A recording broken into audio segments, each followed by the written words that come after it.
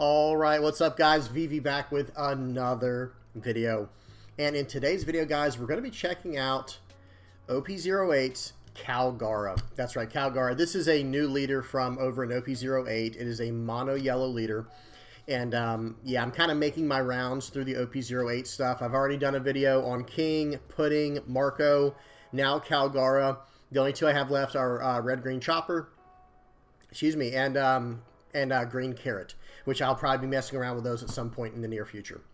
But today we got Kalgara, so give you guys a quick rundown so you know what you're getting into. We are back to the more standard format of what I've been doing lately, where we're going to check out some games from the East, and none from the West, right, because this just came out in the East. We have no data from the West yet. This leader's not legal, and it won't be for another 3 or 4 months. Excuse me. But we will be checking out some deck lists from the East. We actually got 5 to look at. We'll probably go through like 2 or 3 of those. Then we will go from there over to some games on the sim. Okay, I got 5 games for us to check out on the sim. Then we will check out the deck that I was running, do some final thoughts and some critiques on the deck list from there. And then we'll finish off with an art critique. Okay, so you know what you're getting into, guys. Nothing too crazy, nothing too special. This has been my standard setup for the past, month or so, with a few exceptions in between there. So let's do this, guys. Let's get into it. Excuse me. So as I usually mention before we get into the deck lists here, black and yellow are my 2 favorite colors in the game. I don't know if it's because they're the newer colors. I just find them, they're typically more interesting. The deck list is more interesting for me. I like the idea of gaining life, and I like the idea of being able to KO characters and, combining it. That's why Black Yellow Linlen was my baby for a long time. That was like my favorite deck for probably 2 or 3 sets straight. I still like that deck a lot. I think that list is really good. But since they haven't really given it any like specific help or support recently, it's kind of hard for me to keep playing the deck list over and over and over again, just adding a few new cards here and there. But I will say with Kalgara, this is not my feel for a yellow deck. It's very much of this kamikaze style, where you're going to sacrifice life so that you can get an advantage, attacking into your opponent, right? You're attacking your opponent, and you're going to take a life, and that's going to give you the advantage by being able to cheat out a character. So sorry if I said that a little bit backwards at first. The idea is you're going to take the top card of your life when you attack to play out a character from hand without paying its cost. So let me go ahead and read what the leader does, and then we'll look at the deck list, and we'll go from there. Okay, first up here, so 5,000 power, 5 life, very standard for a monocolored leader. Dawn ×1, when attacking, play a character with Shandian Warrior in its types from your hand that has a cost equal to or less than the number of Dawn you have. Then, if you played a card, put the top card of your life into your hand. Okay, so that effect should happen first. So even if you have no life cards, it should still work just fine. Because it says, then, if you played a card, put the top card of your life into your hand. And if there's no card to put there, then it should, I believe it still resolves. Someone help me out in the comment section below if I'm a little bit off on that. The way this is worded is what makes it really confusing. But yeah, either way, the effect is pretty basic, right? When you're at 4 Dawn, if you attach 1 Dawn to your leader and swing for 6, you can play out a 4-cost Shandian Warrior from your hand, and you're going to take the top card of your life. Very basic, very straightforward. But I don't like that, right? Because that's the opposite of what I want from a yellow deck. Like when I'm playing a yellow deck, my main idea is, okay, I want to generate life. Okay, I want to use an effect that gains me life. And I understand some people might be thinking that's broken, and I know where you're coming from because of how certain triggers are in the game. And I have addressed this in previous videos. I'm not a big fan of how these triggers are shaping out either, guys, even as a yellow player. Like, my primary color is black, but then my secondary color is yellow. Blue is my 3rd color, but I will admit I play blue the absolute least of my top 3. I'll typically only play blue if it goes with black or with yellow. But whatever the case is, I want my yellow decks to gain me life. And not because of some, broken trigger shenanigans, just because I like that ability. I've said this before in previous videos too. I'm like a paladin. That's how my brain functions. Okay, like I'm the healer. I have to heal, right? And I really like that. But this deck is doing the opposite of that. So I will admit right away, guys, that I did not have a lot of fun making this video. Like when I was putting together the games on the sim, I was like, oh man, I'm just not a huge fan. And that's not to say the deck is bad. The deck is actually very solid. But again, as far as my playstyle goes, yes, I like the high tempo decks but not at the cost of my life cards, if that makes sense. And if you guys have any comments, questions, suggestions, please put them down in the comment section below. So yeah, so let's go ahead and dive into some deck lists real quick, and we'll talk about it. And we'll go ahead and check out. So they're still in the first 3 weeks over in the East of OP-08. And check this out, guys. So out of the, they've already submitted 85 entries. I'm over on OnePieceTopDecks.com. If you want to check out any of these decks yourself, just go there to OnePieceTopDecks.com. No spaces, obviously. Okay, but check this out. So 85 entries, but look at this, guys. When you go to OP-08 Kalgara, sorting just by Kalgaras, 5 of those entries, 5 of the 85 are Kalgara. So clearly this is a decent leader already, right? Look at this. It got top 8 in a 500-player tournament, top 8, top 4 in these tournaments. It got first place at some small 20-player tournaments, you know, tournaments under 20 players. But still, it shows some promise, right? So let's go ahead. We're going to look at the 5-0 list, the 9-1 list, and this very bottom list that was in a 90-player tournament. And we'll go from bottom to top. Okay, just waiting for it to load in. There we go. So first and foremost, we already read the leader. Now I'm just going to read through because these lists are going to be very similar. Okay, just understand these lists are going to be very, very similar. So I'm going to go through this first one pretty rigorously. And then when we go to the other 2 lists, we'll be a little quicker with those. So this deck list is running 4 Ohm, 2 Gidatsu, 4 Satori, 4 Shura, 4 Holy, 4 Braum, 2 Braum, 4 Wiper, 4 Ace, that's interesting, 4 Frankie, 4 Kalgara, 4 Wiper, 2 200 million volts Amaru, 4 Upper Yard, and 4 The Earth Won't Lose. So let's just talk about some of the newer cards right now, or cards we haven't really seen a lot of. This is not a card you see typically called Braum, but it's a 3 cost, 4,000 power, 1k counter, Shandian Warrior character, and Sky Island. Trigger, if you have 2 or less life cards, play this card for free. And let's look at this Activate main, guys. Activate main once per turn. Place a 1-cost stage at the bottom of its owner's deck. Rest up to one of your opponent's characters with a cost of 4 or less. Now, this is a card I did not play test in the games you'll see today on the sim, but I do really like this card. And notice they're kind of going off that tap of 4 or less kind of thing, because they have it on Braum as a 2-of, and they have 2 200 million volts of Maru. I'm also not running this card either. There's no reason not to run this card, because it's completely searchable and everything off of your Upper Yard and your, where's the other guy at? Shura. And it's also searchable off of Shura. So, you know, it's one of those cards where it's like, yeah, why not run this card? It's a nice finisher. If you get it from the top of your life, okay, you're going to, excuse me, if you get it as the, you know, a card in your life, you'll be able to trash 2 cards to gain a life. You know, it does have a lot of potential there. Some cards that are actually new in OP-07 and OP-08 for us in the West. Wiper is a new Shandian Warrior Sky Island 2k counter. This is a 4-cost 5k 2k counter, and this has on play, look at the top 5 cards of your deck, reveal up to 1 Upper Yard, and add it to your hand. Then place the rest to the bottom of your deck in any order, and play up to 1 Upper Yard card from your hand. So he's going to snag your Upper Yards to cheat him in the play. That has a synergy with another Wiper card that also came back. This one came out in OP-06. This is the one that has, it's a 5-cost 7k, very, very solid. And listen to this, guys. On play, you may return you may return one cost stage. However, this is worded so weird, guys. To the bottom of its owner's deck, and then look at the top 5 cards of your deck, reveal up to 1 Upper Yard or a Shandian Warrior type card, and add it to your hand. Then return the remaining cards to the bottom of your deck in any order. And that, I really do like that.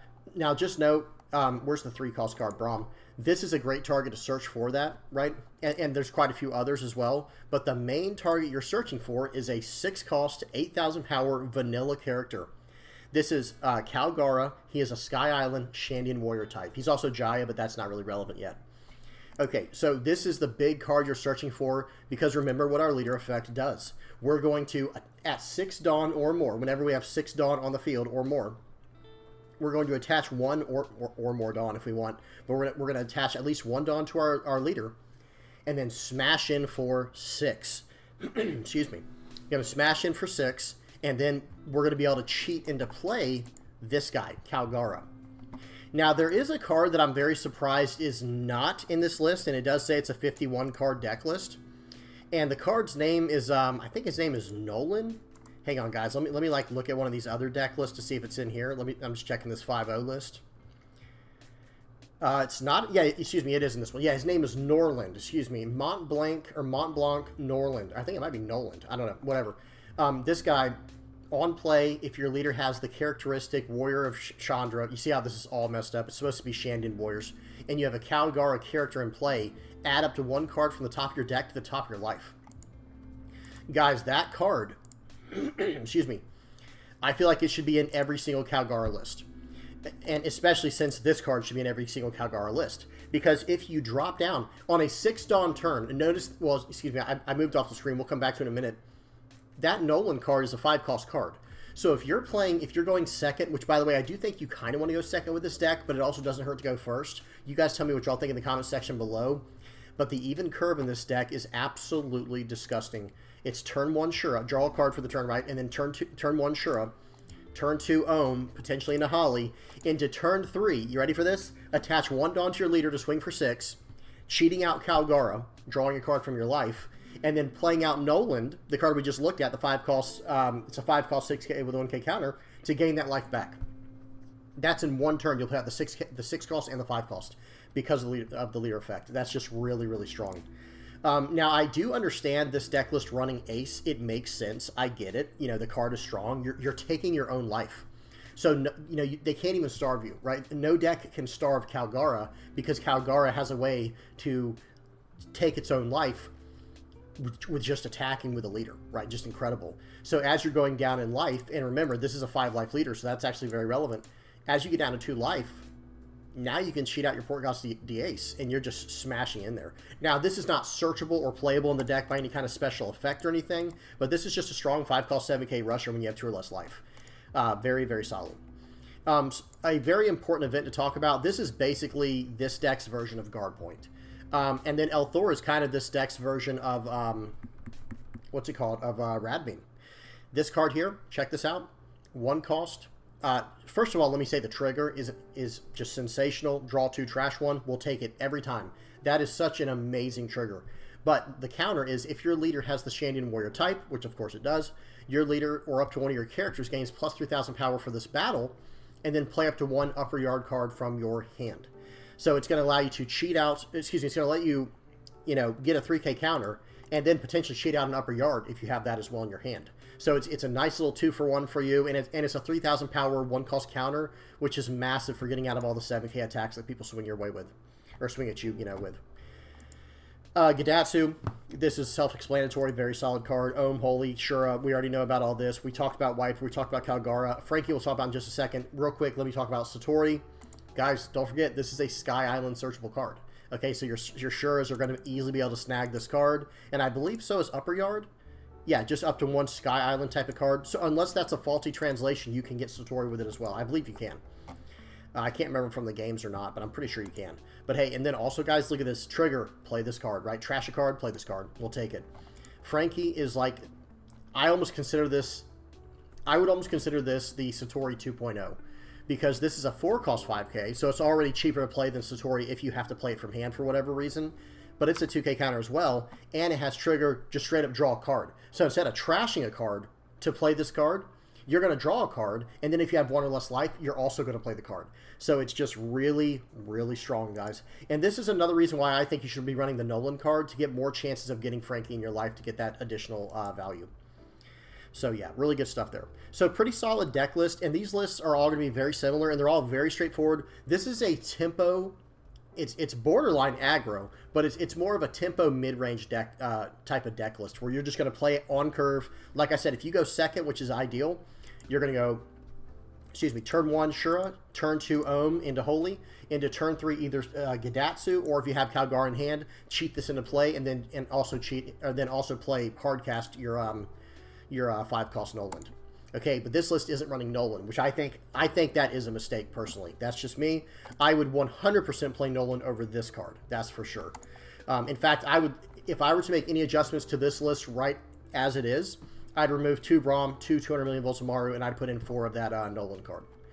Okay, good stuff. All right, next list. Let's look at the one we were just looking at to see what Nolan did. This list is running Beige, by the way. And again, this is that card. It's a 5-cost, 6,000 power, 1K counter on play. If your leader is Shandian Warrior and you have a Kalgara in play, the character, add up to 1 card from the top of your deck to the top of your life.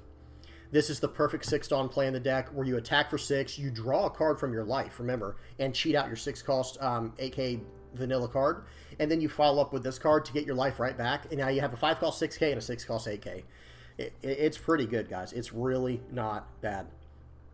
And notice they are running the curve, but they're not running Ohm. So they're running everything in the curve that I said, but they're not running Ohm. However, they are running a new card from OP-08, this S-Snake card.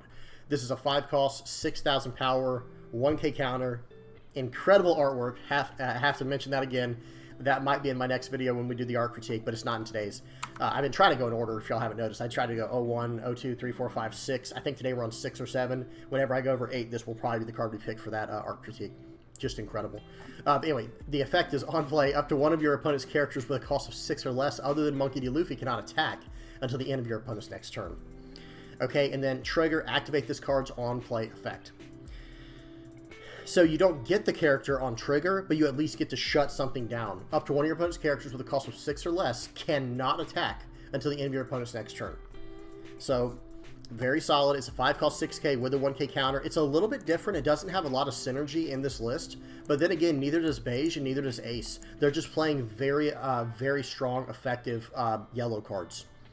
Like, for example, Bonnie here. This is another card we need to talk about. Now, I do like this card. I actually like this better than the Seraphim we just looked at, or S-Snake.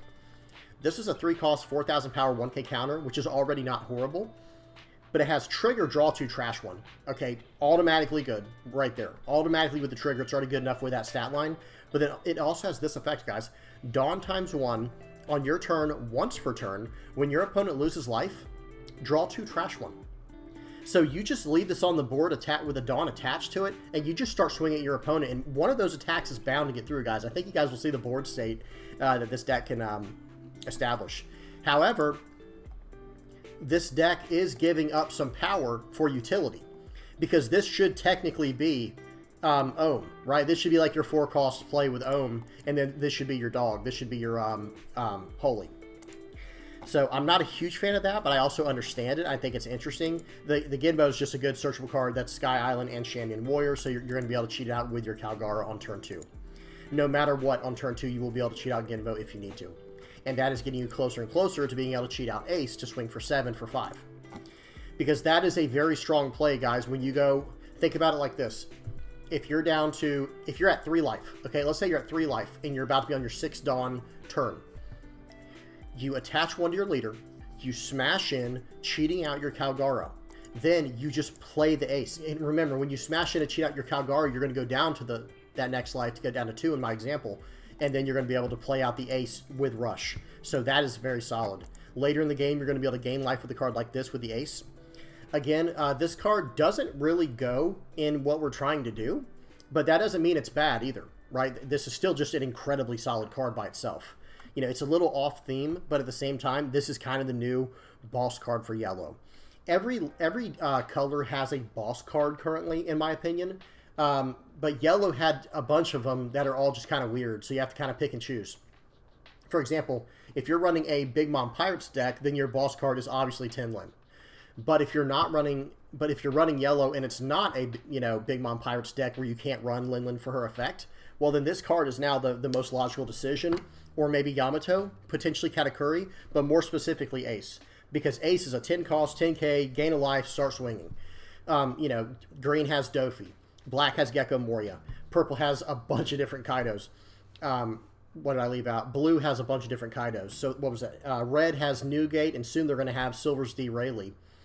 And I think I got everything, right? So red, yellow, we just talked about, black, green, purple, and blue. Yeah, so I got all the different colors. This is now, I think yellow's like legitimate.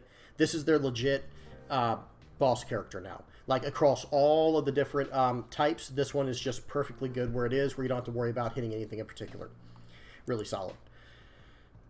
But the list that I'm running today that y'all are going to see is a lot lower to the ground than this. I'm not running anything like this Ace here to go big, and I'm not running anything fancy like this. I'm just making a very standard mid-range list. Okay, let's look at one more deck list, this 9-1 top 8 and a 500-player tournament list, which I think I got a lot of inspiration from with the list I'm using today. Yep, yeah. Mine's almost a copy of this, but I'm not running that flame split we'll look at in a second. I'm not running 200 million volts of Maru either, I don't believe. But this is running the curve that I was talking about, where you go turn 1, Shura, top 5 searcher for anything Sky Island. Turn 2, Ohm, into potentially turn, Holy with it, right? Okay? Into turn 3, you cheat this guy out with your leader, and you play out the Nolan. Whoops, you play out the Nolan to gain a life. That is, I feel like that is this deck at its peak. If you can hit that curve, and no, you will not hit that curve every game, okay? But you do have a decent chance of hitting something close every game. For example, if you don't get Shura on turn 2, well, then maybe you'll actually get the upper yard on turn, or excuse me, not on turn 2, guys.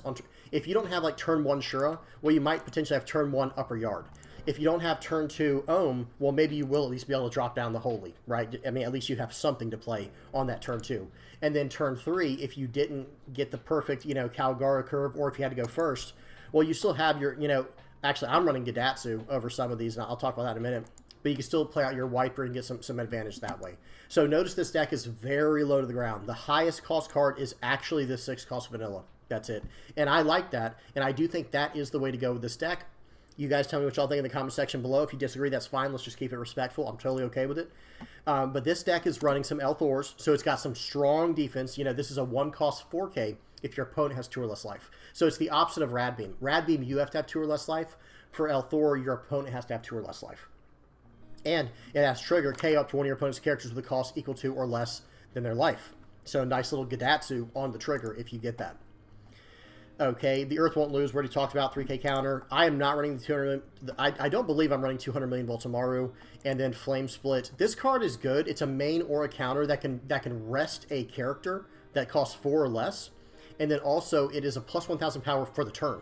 So counter means, yeah, now your leader's a 6K leader, right? And you got to tap down a 4 or less. This is a really strong card, but I did not give it a chance in this in the games you'll see today.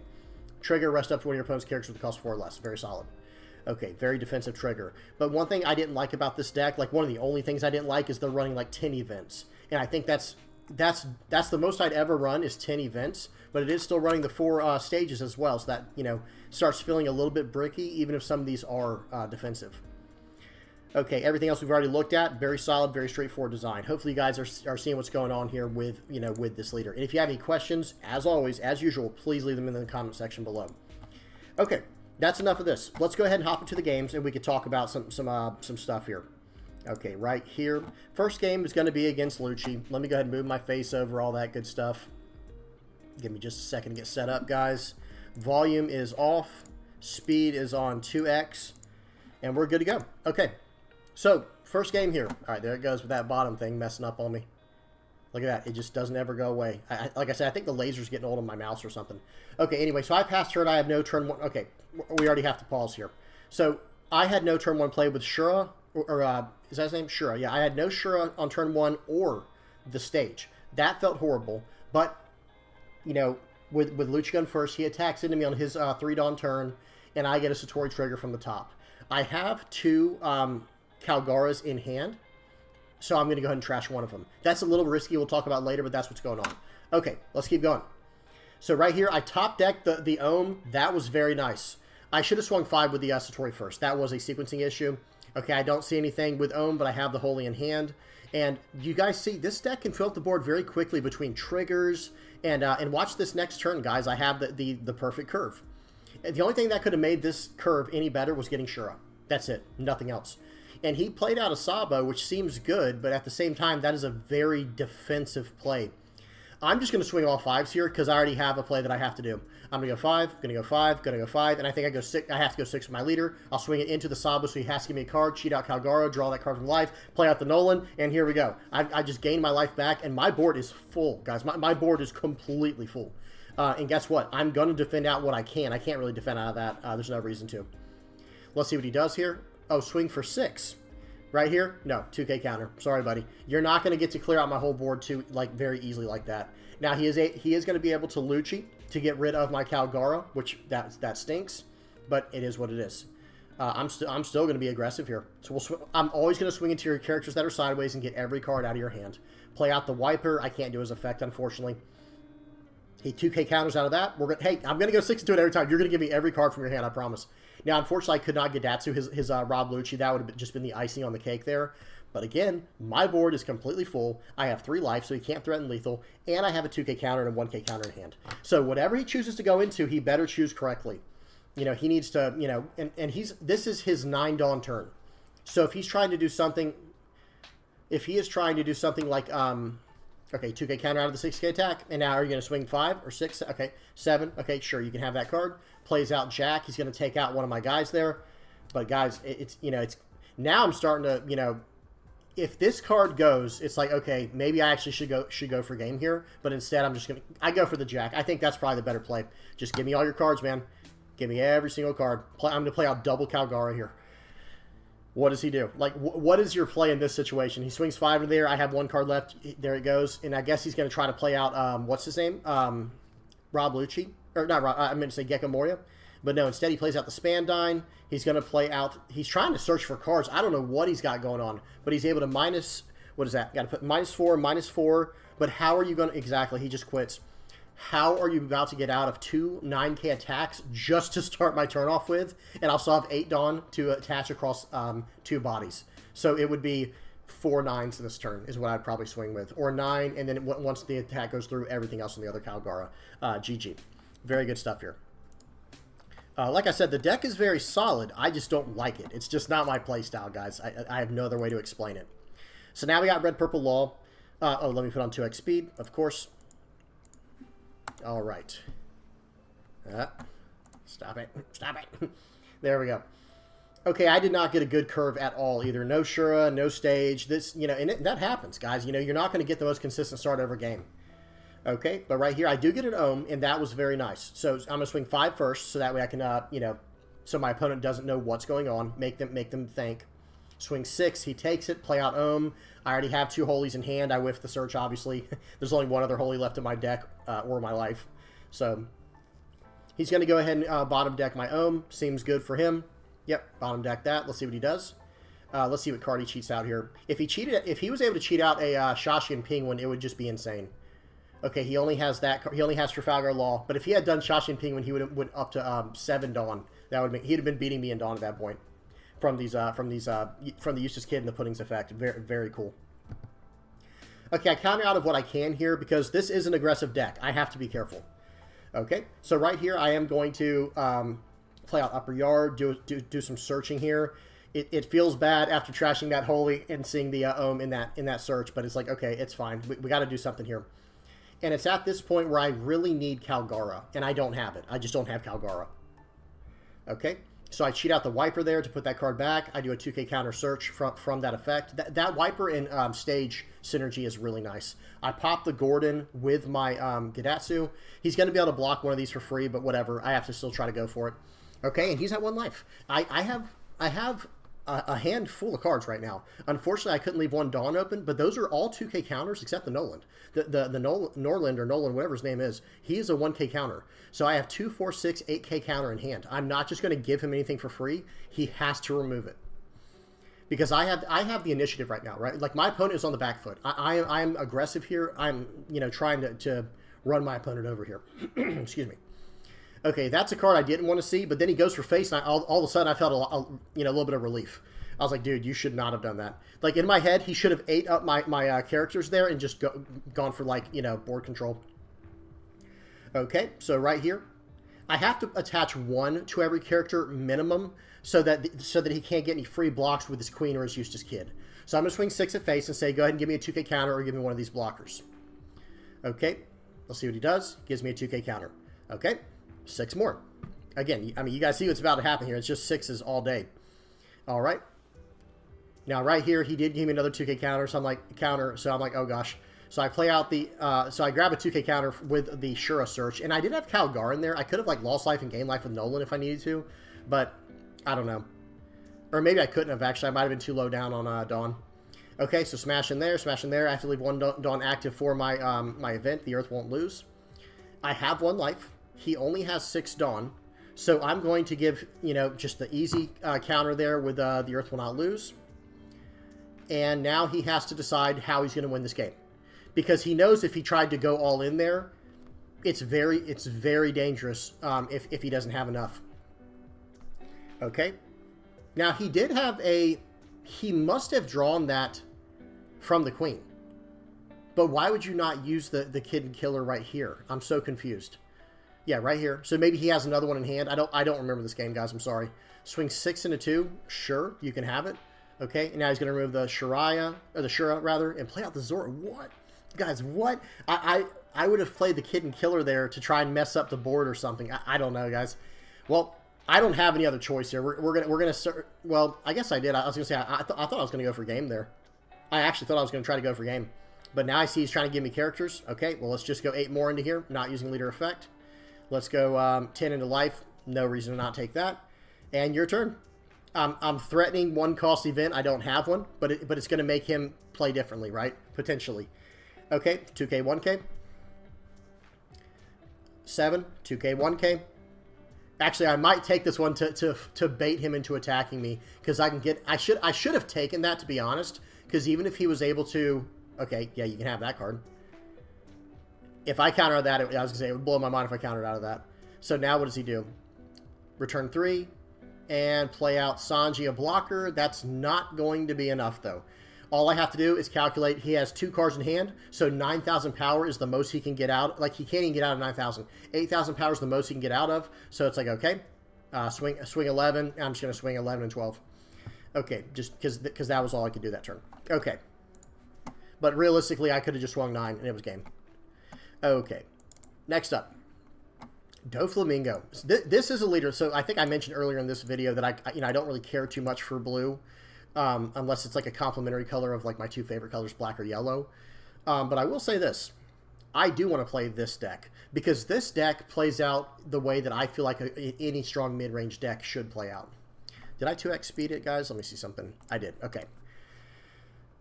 Kalgara. This is, all right, so I think you guys are about to see a game where I get the high roll here, where it's like, okay, nice, I just got I'm going to have Ohm into Kalgara. If I could just draw a Nolan right now, it would be unbelievable. Okay, right here, though, I am at least going to swing 5 into the Jinbei, give me some cards from hand. He only has 4 cards in hand, now he's down to 3. I play out the Ohm and actually get the Holy from the top of deck there, from the top 5 search, which is nice, but then he hits me with a Pudding.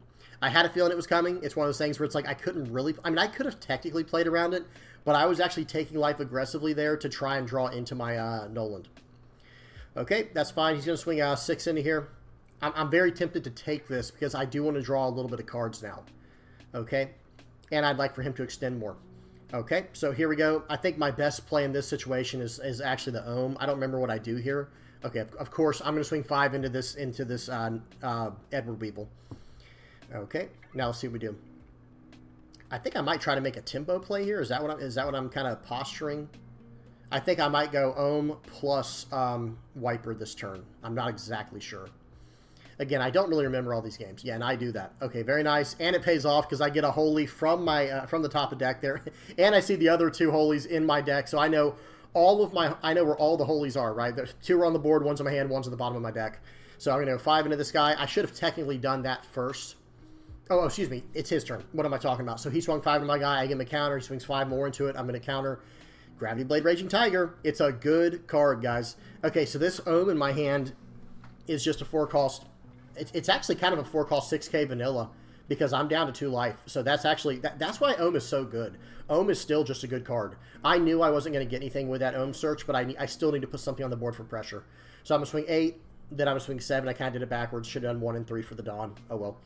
Okay, smash in, and my opponent's down to 2 life. I've got 4 characters on the board, so he's going to have to do something here. He does a Prona. You can tell he is searching. And look at my hand, guys. You better believe I'm not letting any card get KO'd this turn. He has to remove it with an effect, or it's not going anywhere. Okay, yep, swing there. 7. I'm also not going to let that go either. And now I'm going to swing back with all of these as 7K attacks. So there will be 5 7K attacks this turn.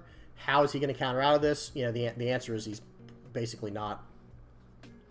Okay. Or excuse me, it'll be 7, and then it'll be 9. Very good. So 7 there would be both of his 2K counters left, and then 9 would finish it off. Okay, good stuff there. That was a fun matchup. I don't think I actually think blue is slightly favored into Kalgara. Maybe I'm wrong about that, but I do feel like it's slightly favored unless you high roll into like the perfect curve and see some decent support from your triggers. Okay, we got another red-purple Law game here. Been seeing a lot of red-purple Law players on the ladder, which is nice. You know, just on the regular. I don't play ranked, for those who are wondering. Okay, I get an upper yard start. Here we go. Very nice. You guys can finally see this card in action. Excuse me. Okay, so I go ahead and give him a 1K counter here because I have 2 Kalgaras in hand. I feel like you only need 1 Kalgara over the course of the game. Maybe if I'm playing into like a longer game against like yellow or something, or maybe against green, you could keep both of them. But okay, and there we go. I got a nice trigger there from the Earth Will Not Lose. Draw 2, trash 1. You love to see it. And passes back to me. I'm going to swing 5 into Zoro. Like, that's always going to be my play. I'm going to try to fight for the board in most of these situations because I don't think any deck can kind of keep up with the tempo this deck generates on turn 2 and turn 3 with the Ohm plus Holy into the Kalgara plus Noland. Or even, how's about this Kalgara plus Gadatsu? You know, like, they're both really good. I get a Holy. You love to see it. We're playing it down. And now it is my opponent's turn to try to deal with this. And I do have 2K counters in my hand. I think I run 12 2K counters in this deck and all of those defensive events. I think I only run 5 defensive events, though, compared to what we saw. Okay, he trashes a Kitten Killer in hand, so that tells me he has another Kitten Killer in hand. If he doesn't, then that's one heck of a bluff. It's a bluff that I'm glad he'd be making. Right, so I can assume one of those cards in hand is a Kitten Killer. Okay, plays out Shashi and Penguin to keep his Dawn up. Don't care. Gonna go 5 into this guy. Uses that. I'm gonna swing 6 into this guy. And then cheat out the Kalgara. I actually think I should have swung 6 into the... So that was a play mistake. I should have swung 6 into the Queen. He may have... I don't know. He might have countered out with a 1K then. So maybe that was the right play. Easy 2K counter out of that.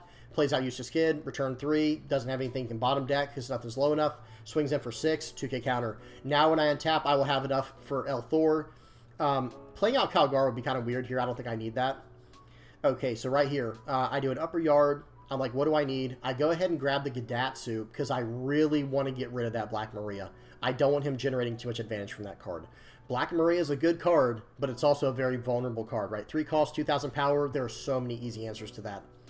So right here, I swing to get him down. I'm trying to get him to give me a life here because he knows I just drew a Gadatsu, and Gadatsu pops based off opponent's life. So I was trying to trick him into doing something there. Didn't really work out. That's a good thing. It means my opponent's competent. But look at my board. I've got 1 Dawn active. I don't care what's in my opponent's hand. I have 2 life. He only has 2 attacks on the board. So best case scenario, he might be able to swing 3 times with a Rusher.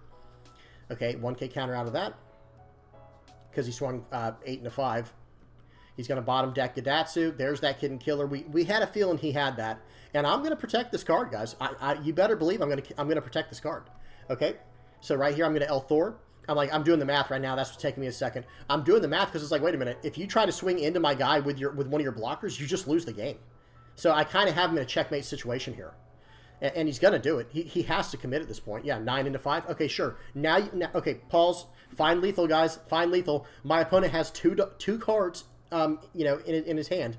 And he only has, he has no Dawn open and only 1 blocker and 2 life. So in this situation, 9 gets through and then an 11, right? But I might have to do 9 plus 9 and risk that last card. But he'll lose a character in the process no matter what. And then if it seems like I'm not going to get through, then I can go from there. And I think the best attack from here is actually to go 7 first and force him to either use that blocker or a 2K, 1K out of hand. And then from there, I can just eat up his board. I can just gobble the board up. Okay, so here we go. Let's see what he does. Okay, so like I said, I'm gonna test the waters with Gadatsu first. I think, yeah, just attach. No, okay, I was gonna say going.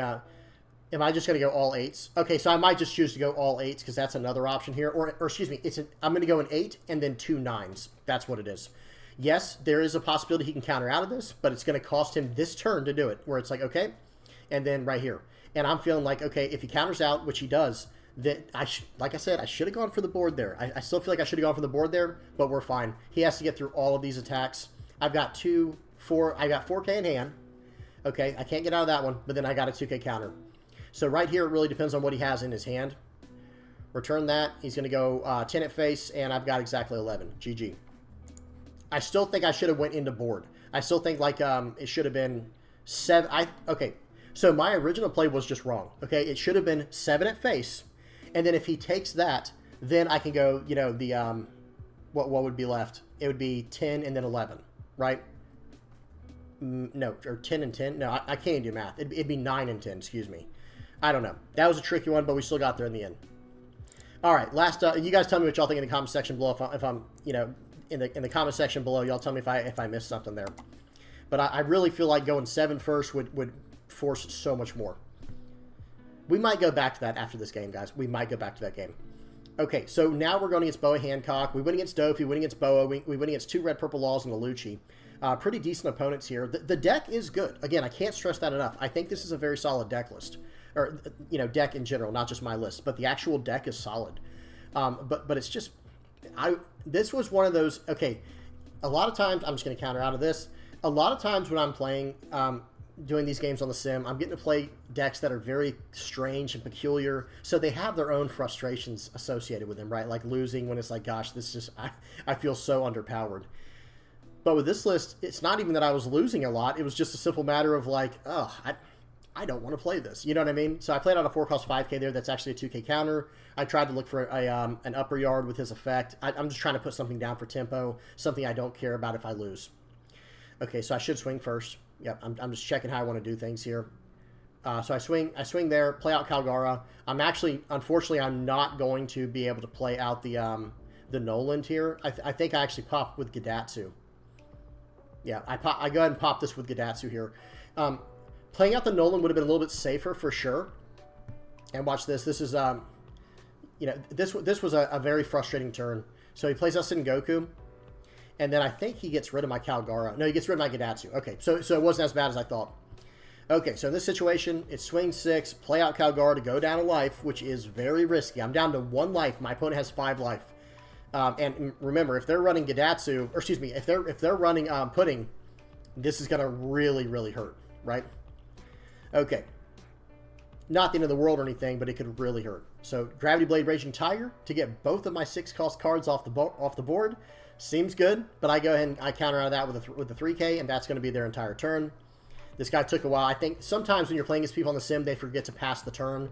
So just hit him with a question mark in chat, you know, if that ever does happen. I did that, and he immediately passed back.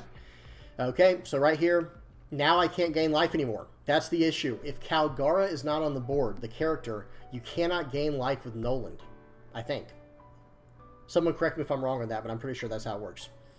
All right, play out upper yard. So I did a wiper, grabbed an upper yard, played out an upper yard, did the upper yard search, and now I got something. I think I got a holy out of that. I can't remember. And right here, we're just going to go 5 and then 6. I've got a 7 on the board. I'm going to play out Ohm. I get a holy, play out the holy. This deck can flood the board, guys. And he plays out my absolute favorite card. I don't know what it is, guys. When that card goes down, I know I've won the game. And that might sound crazy. That might sound crazy, but whenever I see that Kaido card go down, like my opponent playing it, it's like, okay, well, I guess I win. Because you just gave me a free turn. So all of those cards you might have drawn, they're all going bye-bye. You know, and some. So it's going to be swing 6. He takes that. Feels now I'm like, whoa, what do you mean you took a 6K attack? Okay, swing 6. He must have top-decked that 2K. Gives me a 1K. So he's lost 4 cards already and a life. And, excuse me, he lost 3 life and 4 cards this turn. So now I've got a full board. And watch this, guys. Oh, swing for 12 into my 7. You thought that would just take my character out, right? That's the whole point of playing that card. It's going to be able to attack into 1 card and get rid of it. Nope, not really. I'm just going to use my events there and get out of it. And now what? Now what is he going to do? I've got a 2K and 2 1Ks in hand. So I'm getting out of the next attack too. Spoiler, you know, spoiler warning, I'm getting out of this one too. 2K, 1K. Thank you. What were you going to do this turn? Oh, Gravity Blade. All right, well, you know, basically GG at this point. I mean, who knows? If they had a fully stacked hand of all 2K counters, they would have been absolutely fine. But in this situation, I'm trying to do the math right now. I'm like, okay, you know, how do I attack most efficiently here? Like, and after doing the math, I was like, okay, so it's going to be, I think it's like 7, 7, 8, 9 or something like that. It's some weird math. You know, weird. All right, there we go. 7, 7. Yeah, GG, buddy. It was a good try. Like I said, if you play Kaido against a deck that's running tempo, the game's over. And don't get me wrong, I do think Kaido's probably strong against like decks like Enel. If you're going against like Enel, or if you're going against, I have no idea, man. I mean, maybe against decks that are running black where they're depending on removing a card every turn, then there's probably some situation there. But man, if you're going against any kind of mid-range or aggro deck, I don't know how you're supposed to survive when you just give them a free turn on 10 Dawn. You know, I mean, maybe they just had a horrible turn last turn, and that's where I feel like the card is a win more card, or at best some type of situational tech card. But either way, worked out. Good stuff there. All right, we got to go back to that game, guys. We got to go back real quick to this red purple law game in a turn here. Okay. So right here, this is where you guys are going to have to help me figure this out in the comment section below if we can't figure it out right here. I think I should have swung 7. Now, let's see what happens. If I had swung for 7, he would have to give me both cards from his hand or take the life, or give me the blocker if he wants. Then he's in a lot of trouble. Okay, then this would still be a 9K attack, actually. So this would be a 9K attack. And let's see what happens. He takes that. Then it would be a 10K attack, right? Because I'd have the 1 Dawn left over. But if that's the case, let me see what he had in his hand. So he had a... Okay, swing for 9. So he had 2K, 2K, 1K. So in that situation, now I'm going to go back one more time after analyzing it. And that's a good reason why you should, record your games, guys. Looking back, I think the actual best play was to do everything I just said, but at the board instead. Okay, so in other words, let's go back just a little bit to right here. Okay, if I go 7 into this guy, Kid and Killer. If I go 7 into Kid and Killer, well, then the card is going to go, right? Maybe he saves it with the Eustace Kid there, maybe. But then again, I just go, okay, then 8 into it. Would it be 8, 8, and then 9, right? It was 7. It was going to be 7, 9, 10. That's what it was going to be. So if I had gone 7 into it and he saves it, then I can just go 9 and 10 into whatever's left on the board because that's his whole turn, right? And then he's only left with 1 character maximum in that situation and 0 cards in hand, or he just loses his whole board like we were saying, right? So I think looking back, that's what I should have done. Looking back, I think I should have 8 up this card right here first, Kid and Killer with a 7K attack, because that would have been both cards out of hand. Then I go, then it changes everything. If he counters out of that, I go 6 into him, he's gone, because he can't even block with Eustace Kid then. And then 6 more with this guy, and then I establish a Kalgara. He has 2 swings, and I still have 2 life. Still gets a little bit tricky there, because if he top decks something like a, if he top decks a Kid and Killer, then I'm just done for. I don't know. So maybe going for life was the best play. I know it ended up working out in the end since I got a 1K and a 2K from life, but it was still very, very sketchy. It's a sketchy play. Y'all tell me what y'all think in the comment section below. Okay, that's enough of that. That was a fun one though. All right, so first things first here with the deck review. There's not a whole lot to talk about. Like I said, the list I'm running is very similar to the last list we saw, where it depends on going turn 1 Upper Yard or Shura, into turn 2 Ohm or Holy, or both if you get the Ohm plus Holy.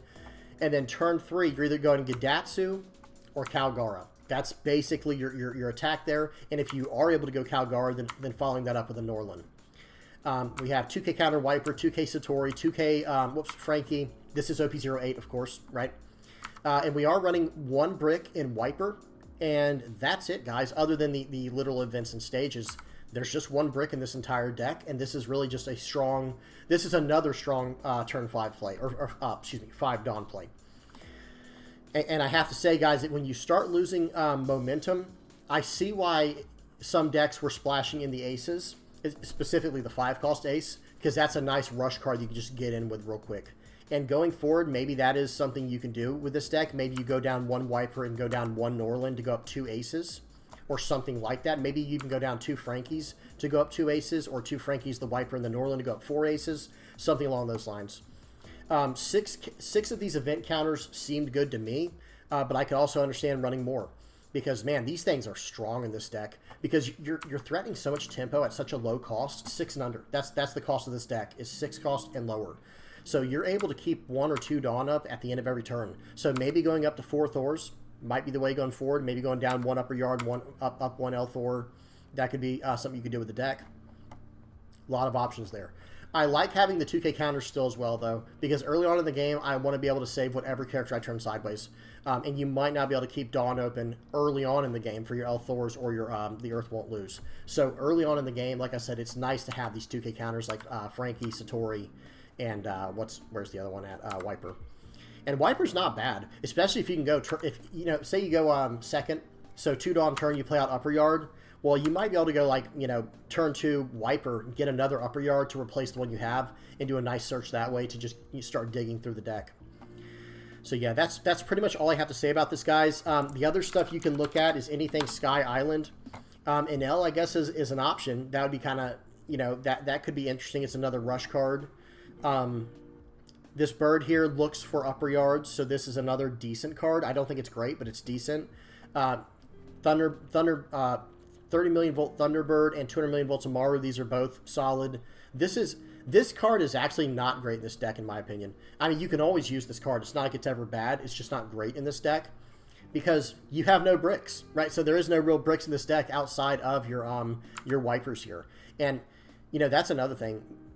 The stage feels clunky at times, so maybe this guy, like I said, maybe he goes down to a 2 of and you go up 2 aces here. I don't know. You'll have to try it out for yourself. This could be interesting. This is a Sky Island searchable card, 4 cost 6k. Dawn ×1 when attacking. If you have 1 or less life cards, KO up to one of your opponents, cost 3 or less characters. Very solid. And, you know, there's quite a few other ones. I don't know if I should go through all of them. I might as well. This is a 2k counter for Sky Island.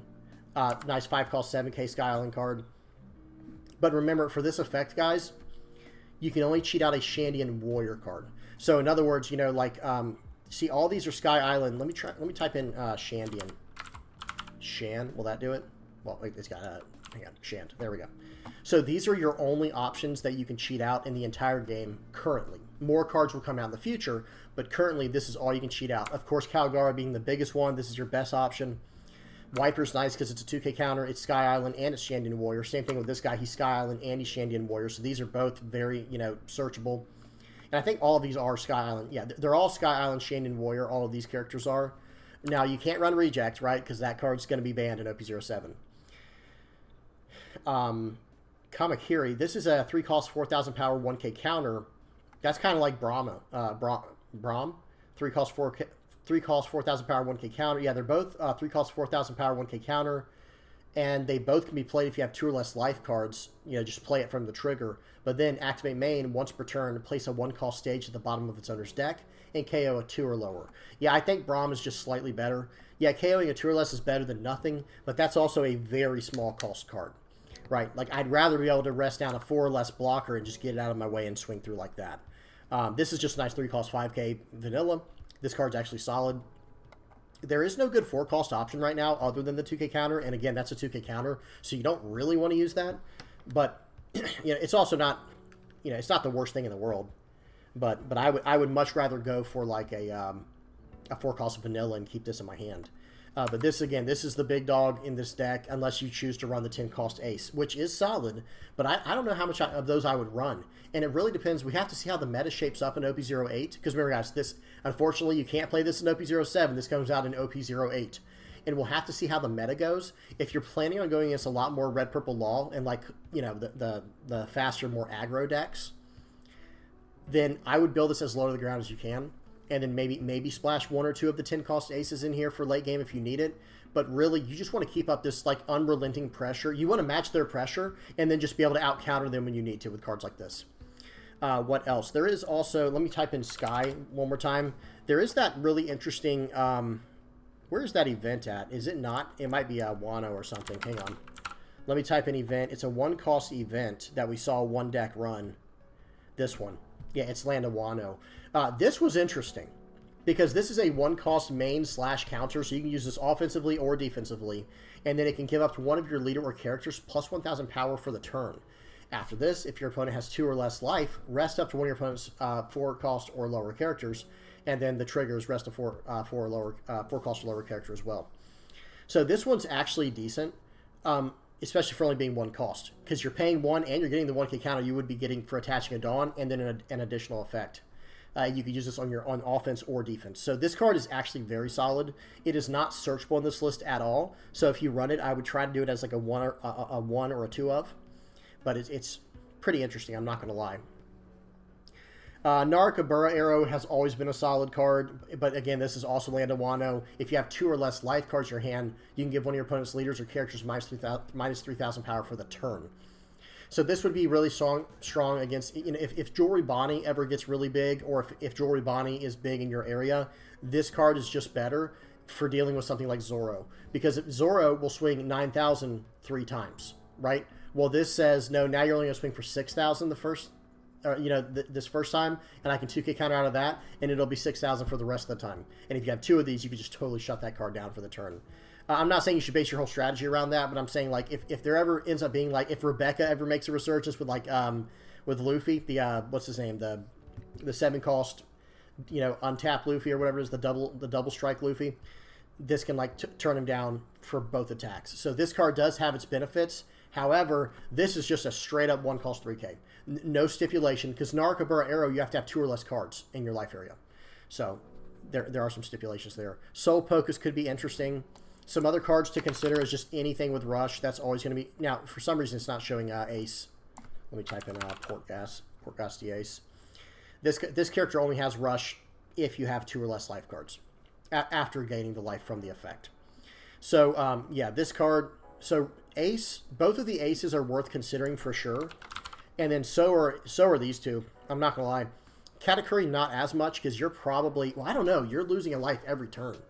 Look at up to 1 life card from the top of your opponent's deck area and put it either on top or bottom.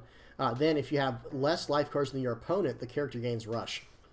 So the only thing that I don't like about this card in a deck like this is it's not good against some of the more, you know, if you're dealing with a 4-life leader, like if you're going, remember, this is a 5-life leader we have. So going against a 4-life leader, it's not great, right? Because it's going to be hard for us to meet that criteria of being at less life than our opponent. It's not equal to or less life, it's less life than our opponent. Enel is 7-cost 7K rusher with some, you know, it is searchable in this deck, by the way. You can search up, like Upper Yard can search it up, and so can Shura. So, you know, this is a decent card, and there's a card that came out with it. Let me go back to events. It's this card.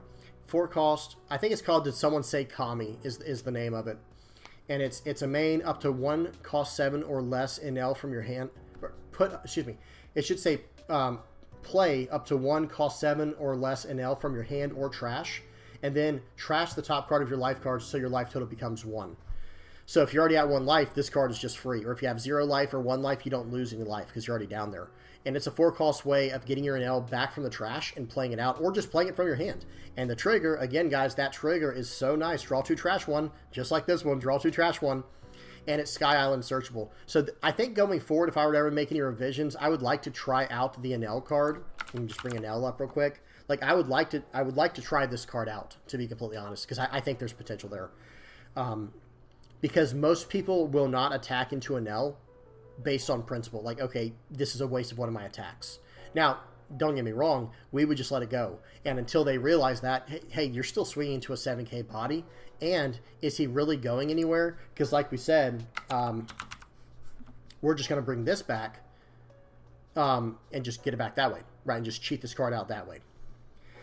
So there's some potential there. But we'll see. You know, I think this list is running completely fine as is. And any kind of revisions I would make, I did like some of the...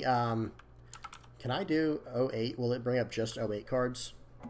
Yeah, did that work? OP-08? Yeah, look, it did work. Nice. But some of these are not. I don't know how that worked, guys, but I typed in 08, and it looks like most of the stuff is 08, but there's still some stuff that's from 07. Oh, 108 is the number on here. You see it? Okay, okay, very cool. I don't know if you guys can see that or not because of the resolution, but this card's number, or this is OP-08, OP-08, but then this card is 108, 108, 108. Very funny. Okay, but all these cards back here are from OP-08. So there are some other cards to maybe mess around with and put in here. Like, for example, the new Nami card is just a strong card. We're not running enough triggers, I think, to really pull this off consistently, but popping a 5 or less is no joke. This new Jewelry Body card, we saw a list running this. This card's obviously good. The new S Snake, this is a very strong card. And, yeah, that's probably about it out of all these cards we're looking at here. Sabo, I guess, is still decent as well. I mean, let me see something. Yeah, so Nami is better than Sabo, in my opinion. Yes, you lose 1,000 power, but you get the potential to draw a card and you add the trigger onto it. I think it's a little bit better than Sabo. But Or excuse me, actually, I don't know. It's totally different the more I think about it, because this is trashing a card from trigger from your hand, and this is you taking your top life card. However, that's not exactly a negative in a deck like this, because, you know, I would also want to start messing around, you know, running the 5-cost ace. Where'd he go? This guy here. So we'll have to see. All right, that's enough of that. Y'all tell me what y'all think in the comments section below. Moving on from here, let's go to the art critique. All right, sorry about that, guys. I actually had to edit my video because when I went to start talking about Sabo for the art critique, I was like, oh crap, how could I leave out ace in this kind of, you know, in this part of the video where it's going to be an art critique? How could I leave out, how can I do Sabo and not ace when they're secret rares from the same set that are meant to go together? So sorry guys, I had to actually edit a video for once. I never edit my videos, guys. It's not, I've only had to edit a video like 2 or 3 times for like, you know, very, very random reasons. Okay, so on to the art critique. So here we go, guys. We're going to talk about Sabo first, and then we're going to talk about ace. Sabo is really interesting because the first thing that I notice is actually this shape right here. It's called a circle. This shape, it's called a circle, guys, and it kind of goes all the way around the piece. Do y'all see this? Let me notice how the flames, those flames are done very intentionally like this. This flame is engulfing Sabo. And to be fair, guys, Sabo was the only one I was going to cover today, but then I thought about ace while I was talking about it. I was like, oh man, I'm going to have to scratch that and then, you know, do this. Rather than restart the whole video, I was like, nah, I think I'll just edit it. Okay, so okay, I have to do some spoilers. Okay, guys, spoiler warning from the actual anime. Not spoilers from the card game, spoilers from the anime or from the manga. So Sabo, Ace, Luffy, the 3 brothers. Okay, Ace had a specific devil fruit. I think it was called the flame fruit, something like that. Yeah, it's the fire fruit, right? It's how we get Fire Fist. So that, when Ace has to leave the story, I'll say it like that. When Ace has to leave the story, he leaves behind his devil fruit power, and Sabo ends up getting it. I'm sorry that was super clumsy, guys. Y'all know what I'm trying to say. Help me out in the comment section below if I'm way off. Y'all know what I'm trying to say. So, of course, like I said, after talking about Sabo, I was like, oh, man, I have to include Ace in this as well. So, real quick, this is very interesting because for Sabo, the way this composition is done, and the artist's name is it Tapaisia? Tapaisia, maybe. I'm not exactly sure how to say that. But they did this really nice circle framing the figure of Sabo. And he's got this really crazy, like, hand shape. I can't even do it, guys. My hands are too bulky. My hands are too fat, guys. I can't even do this. But it looks awesome. It looks really, really cool. And I think it's like some kind of dragon something. I think whenever he uses that shape, does he say something like dragon claw or something or other? I can't remember. But anyway, coming from the middle is these flames emanating. And there's also a shape we got to point to in there. At first, you see like stuff like this going on. It seems pretty random, but I don't think it is. We're going to talk about it in just a second. Let's see if y'all picked up on these shapes, on these patterns. Like at first, it just looks like this, right? It's just absolutely out of control. But there's a little more going on, something a little more subtle I think the artist did on purpose. I'm not exactly sure. I don't know any of these artists. But how interesting is this shape, guys? Do y'all see the shape now? Very interesting shape going on here. This is basically like a yin-yang, right? Or the yin-yang, however you want to say it. I've heard, you know, it's like I feel like this is the universal symbol for balance at this point. Maybe it's not. I don't know. I don't know the full history of the yin-yang. That's what we call it in America. That's the westernized, Romanized version of it, or however you say it, or romanticized version of it, however they say it. But we just call it a yin-yang. I don't know if it's a yin-yang or a yin and yang, however you say it. This is like exactly what I see. Now it's not lined up perfectly because we got a triangle from this direction, and then on this direction we got more of like a circle going on. It's not a 100% thing. The artist might not have even meant to do it, but like I said, a lot of these patterns, they come up subliminally more than anything, right? And it's very interesting. I will say that this pattern was very attractive to me. I saw it right away. But Ace has something similar going on. Let me move over to this side of the screen as well. Okay. Now, this one has a lot going on right here. Notice we got these, like, jagged, some type of power level going on, right? There's, like, some type of, you know, it's almost like a flame scratch going on. Like, these flames are pushing up from here. It looks like they're almost coming from the fingers. They're not, but it kind of has that impression.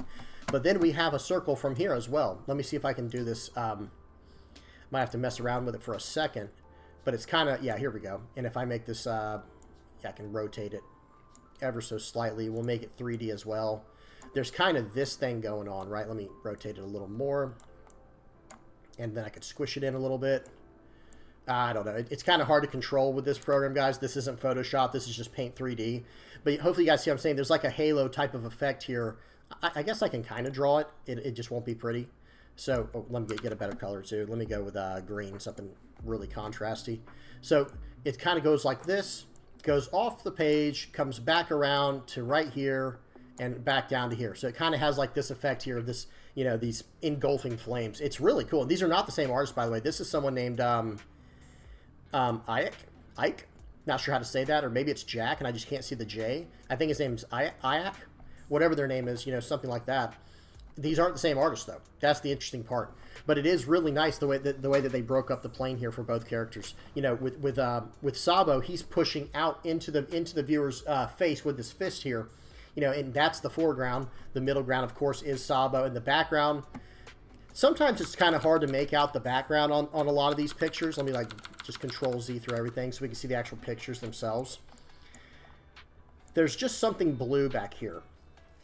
And I'm sure that's done to aid in the composition, to make the foreground and the midground like just really pop.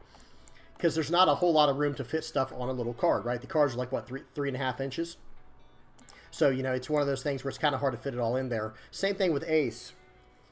Yeah, it kind of just looks like some kind of night scene or darkness. Is this maybe when he's fighting Blackbeard? You know, you guys help me out if that is the case. I don't know if he's like fighting Blackbeard in this picture, or if this is just like a fan art style, you know, just a commission piece, just an awesome piece of Ace. It looks incredible, by the way.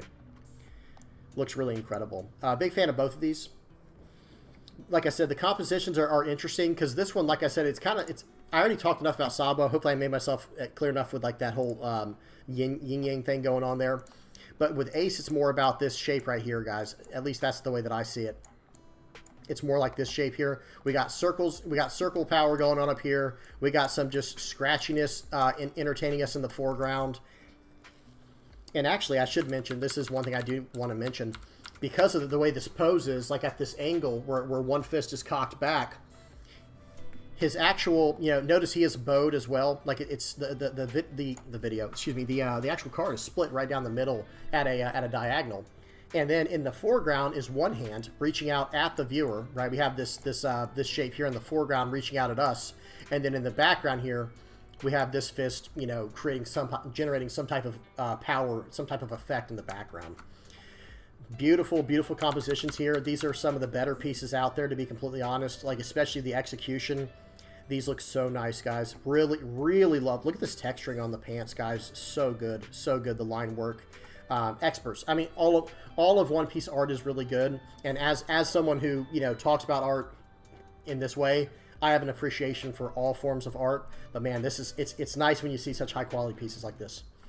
Okay, so now I'm done. If you guys got any comments, questions, suggestions, please leave them in the comment section below. Let me go to the patrons page here. Appreciate you guys. Thank you so much for everyone that helps out the channel in whatever ways you help out. If you're just liking, subscribing, sharing, commenting, just watching, right, then you're helping me out. So I really appreciate it. And big shout out to all my guys that are patrons. You know, you guys are making. Everyone is coming together here to help me get one step closer to just making this a completely full-time thing. So I really appreciate you guys. All right, please not forget to like and subscribe, guys. Appreciate y'all watching. Hope y'all enjoyed. Until next time, peace.